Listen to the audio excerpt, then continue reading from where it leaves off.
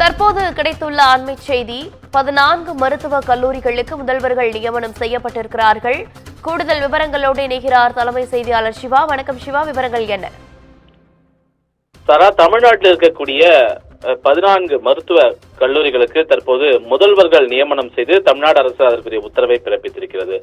சமீபத்தில் உயர்நீதிமன்ற மதுரை கிளையில பல்வேறு மருத்துவக் கல்லூரிகளில் முதல்வர்களுடைய பணியிடங்கள் காலியாக இருப்பதாக ஒரு வழக்கு என்பது தொடுக்கப்பட்டிருந்தது. அந்த வழக்குல நீதிபதிகள் பல்வேறு காட்டமான கேள்விகளை தமிழக அரசுக்கு, குறிப்பாக சுகாதாரத்துறைக்கு முன்வைத்திருந்தது. இந்த நிலையில உடனடியாக காலியாக இருக்கக்கூடிய அனைத்து இடங்களிலும் மருத்துவக் கல்லூரி மற்றும் மருத்துவமனைகளிலும் முதல்வர்கள் நியமனம் என்பது கட்டாயமாக விரைவாக அதனை மேற்கொள்ள வேண்டும் என்பது தொடர்பான ஒரு உத்தரவு பிறப்பிக்கப்பட்டிருந்த நிலையில தமிழ்நாடு அரசு தற்போது 14 மருத்துவ கல்லூரிகளுக்கான இந்த முதல்வர்கள் நியமனம் என்பது தற்போது செய்யப்பட்டிருக்கிறது. அந்த அடிப்படையில சென்னை MMCயில் இருக்கக்கூடிய பேராசிரியர், யூராலஜி டிபார்ட்மெண்ட்ல இருக்கக்கூடிய ஒரு மூத்த பேராசிரியர் சிவசங்கர் என்பவரை தற்போது செங்கல்பட்டு மருத்துவ கல்லூரியினுடைய முதல்வராக நியமனம் செய்து அதற்கான உத்தரவு என்பது பிறப்பிக்கப்பட்டிருக்கிறது. அதே போன்று ராஜீவ்காந்தி அரசு பொது மருத்துவமனையில மருத்துவ கண்காணிப்பாளராக இருக்கக்கூடிய பேராசிரியர் பவானி என்பவர் கள்ளக்குறிச்சியினுடைய மருத்துவக் கல்லூரி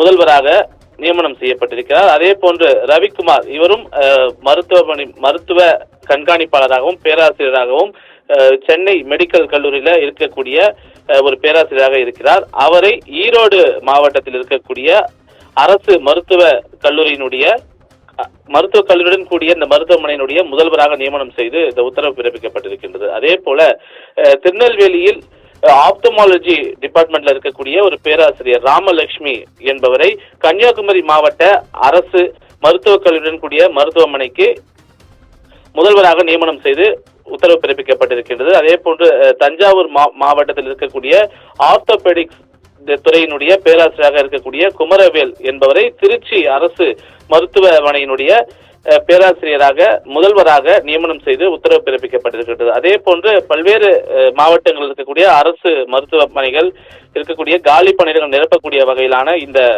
முதல்வர் பணியிடம் என்பது நிரப்பப்பட்டிருக்கின்றது. குறிப்பாக மதுரையில் இருக்கக்கூடிய அரசு மருத்துவமனையுடன் கூடிய இந்த மருத்துவக் கல்லூரிக்கு சுந்தரேஷ்குமார் என்பவர் தற்போது முதல்வராக நியமனம் செய்யப்பட்டிருக்கிறார். ராமநாதபுரம் மாவட்டத்தில் இருக்கக்கூடிய அரசு மருத்துவக் கல்லூரிக்கு அமுதா ராணி என்பவர் முதல்வராக நியமனம் செய்யப்பட்டிருக்கிறார்.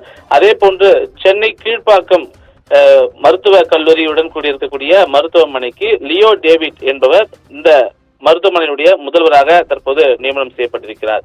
அதே போன்று சேலம் அரசு மருத்துவமனைக்கு தேவி மீனால் என்பவர் முதல்வராக நியமனம் செய்யப்பட்டிருக்கிறார். புதுக்கோட்டைக்கு கலைவாணி, அதே போன்று தேனிக்கு முத்து சித்ரா, கரூர் மாவட்டத்தில் இருக்கக்கூடிய அரசு மருத்துவமனைக்கு லோக நாயகி, விருதுநகர் மாவட்டத்தில் இருக்கக்கூடிய அரசு மருத்துவமனைக்கு ஜெயசிங், அதே போன்று வேலூர் மாவட்டத்தில் இருக்கக்கூடிய அரசு மருத்துவமனைக்கு ரோஹிணி தேவி ஆகியோரை தற்போது காலியாக இருக்கக்கூடிய அந்த பணியிடங்களை நிரப்பக்கூடிய வகையிலான இந்த உத்தரவு என்பது தமிழக அரசு குறிப்பாக சுகாதாரத்துறை மூலமாக மேற்கொள்ளப்பட்டிருக்கிறது. இதற்கு உரிய உத்தரவை சுகாதாரத்துறையினுடைய கூடுதல் தலைமைச் செயலாளராகவும் முதன்மை செயலராகவும் இருக்கக்கூடிய சுப்ரியா சாஹூ இந்த உத்தரவு பிறப்பித்திருக்கிறார்.